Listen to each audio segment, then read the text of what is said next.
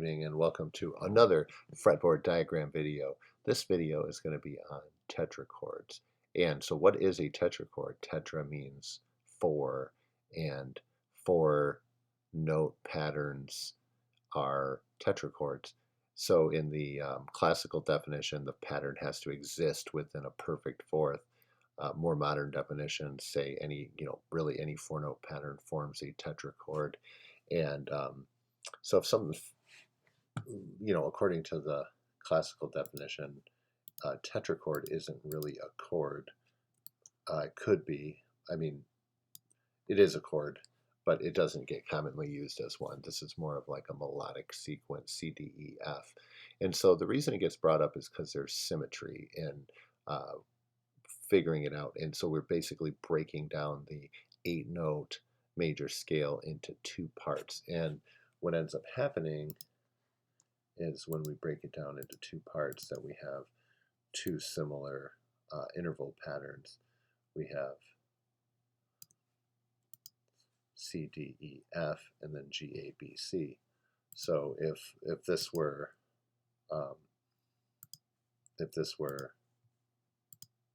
scale degrees, then we would see C, D, E, F, and G, A, B, C are the same. In this case, we call it 1, 2, 3, 4, 5, 6, 7, 1. But so in other words, the 5 to 6 to 7 to 1 bears the same relationship to those notes within the major scale that the 1, 2, 3, and 4 does. And as a result, two of the same tetrachords separated by a whole step form the major scale. And so in your playing, if you're playing the major scale like this, for example, you've got this whole step to the next string, half step, and then G, A, B, C. You can see how this is like that, essentially the same shape. And another thing regarding these tetrachords is that these four notes then become the first four notes of the G major scale, which is, if we look at the circle of fifths, after C, G is written because that is the scale of 1 sharp.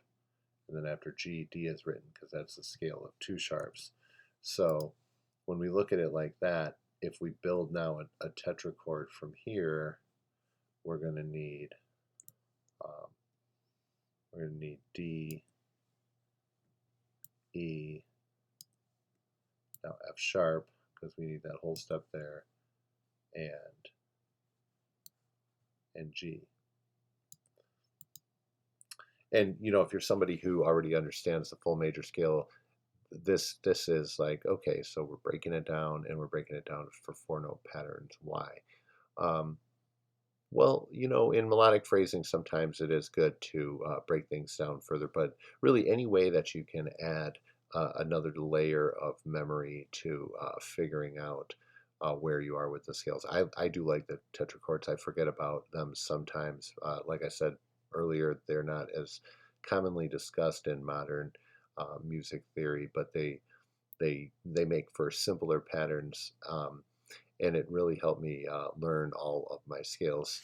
So let's take a look now at another area that there's a symmetrical pattern with the tetrachord. So if I get the D, the first, the 2, the 3, the 4, and the 5, we see that starting on the A right here, we're going to run out of room in this spot, so I'm going to move it all over here. D, E, F, G now goes whole step, half step, whole step, and that's a perfect fourth too. And if we take the rest of the scale, starting a whole step higher once again, we have the same pattern: whole step, half step, whole step. So whole, half, whole off of the 2 bears the same relationship as whole, half, whole based off the 6. So the 2 and the 6 tetrachords are the same, is what we're looking at here. And then if I look at the E, F, G, A, we have a half, whole, whole. Move that up here on E. Then if I take B, C, D, and E, so once again the tetrachord separated by a whole step, then we have the same thing happening. So in a major scale, by the classical definition, these would be all 6 of the tetrachords here, because the only other one would be F, G, A, B. This is a 4-note pattern, but this is an augmented fourth. It's a larger distance because it goes whole step, whole step, whole step. That's the only occurrence within the major scale that 4 straight notes are going to make an augmented fourth.